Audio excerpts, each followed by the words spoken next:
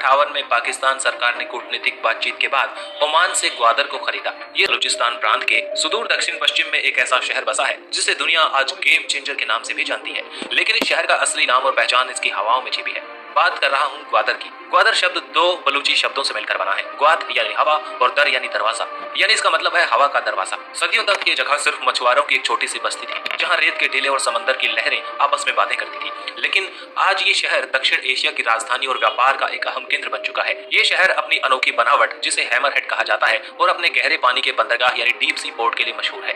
इतिहास की कई परतें ओढ़े और भविष्य के सुनहरे सपने देखता ग्वादर एक ऐसी जगह है जहाँ रेगिस्तान सीधे समंदर से मिलता है। तो चलिए दोस्तों, आज हम चलते हैं उस सफर पर जहां हम जानेंगे कि कैसे ओमान का एक हिस्सा पाकिस्तान की सबसे कीमती संपत्ति बन गया। ग्वादर की भौगोलिक स्थिति की बात की जाए तो कुदरत का एक नायाब नमूना है। ये शहर एक पेनिनसुला यानी प्रायद्वीप पर बसा है, जो अरब सागर में एक हथौड़े यानी हैमरहेड के आकार में निकला हुआ है। इसे कोहे बातिल कहा जाता है। ये ऊंची चट्टान शहर को समंदर की तेज लहरों से बचाती है और इसे प्राकृतिक बंदरगाह बनाती है।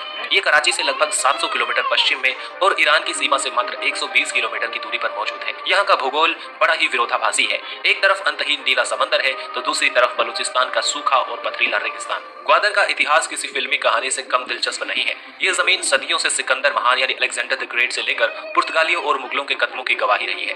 कहा जाता है कि जब सिकंदर भारत से लौट रहा था तो उसकी सेना इसी रेगिस्तान, जिसे तब गर्दोसिया कहा जाता था, इससे गुजरी थी और भीषण गर्मी में तबाह हो गई। लेकिन आधुनिक इतिहास में सबसे चौंकाने वाली बात यह है कि ग्वादर हमेशा से पाकिस्तान का हिस्सा नहीं था। 1783 ईस्वी में कलात के खान ने ये इलाका ओमान के सुल्तान को एक तोहफे के रूप में दे दिया। आपने सही सुना, लगभग 175 साल तक ग्वादर ओमान की सल्तनत का एक हिस्सा था। यहाँ ओमान का झंडा फहराया जाता था और यहाँ के गवर्नर ओमान से नियुक्त होते थे। जब 1947 में पाकिस्तान बना तब भी ग्वादर ओमान के पास ही था। फिर 1958 में पाकिस्तान सरकार ने कूटनीतिक बातचीत के बाद ओमान से ग्वादर को खरीदा। ये सौदा उस समय लगभग 5.5 अरब रुपए में हुआ। 8 सितंबर 1958 को आधिकारिक तौर पर ग्वादर पाकिस्तान का हिस्सा बना। ये शायद आधुनिक इतिहास का एकमात्र ऐसा उदाहरण है जहाँ किसी देश ने अपनी जमीन खरीदी हो। आज जो ग्वादर हम देखते हैं वो उसी ऐतिहासिक सौदे की देन है। ग्वादर की संस्कृति पूरी तरह से बलूची संस्कृति है, लेकिन इसमें ओमान और अरब संस्कृति का भी हल्का सा झलक देखने को मिलती है। यहाँ के लोग बेहद सादे, मेहमान नवाज और स्वाभिमानी होते हैं। ग्वादर के लोग पारंपरिक रूप से संगीत प्रेमी होते हैं।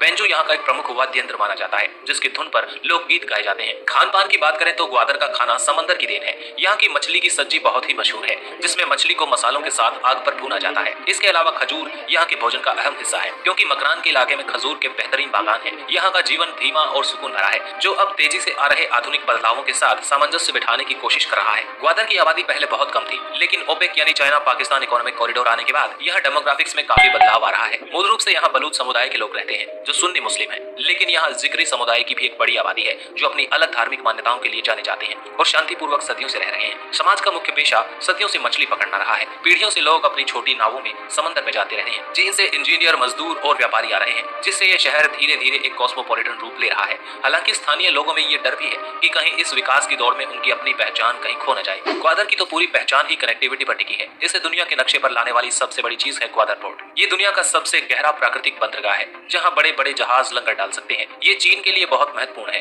क्योंकि उसे अरब सागर और मध्य पूर्व तक सीधी पहुंच देता है। ग्वादर तक पहुंचने का रास्ता बहुत ही शानदार है। कराची से ग्वादर को जोड़ने वाला मकरान कोस्टल हाईवे दुनिया की सबसे खूबसूरत सड़कों में से एक माना जाता है।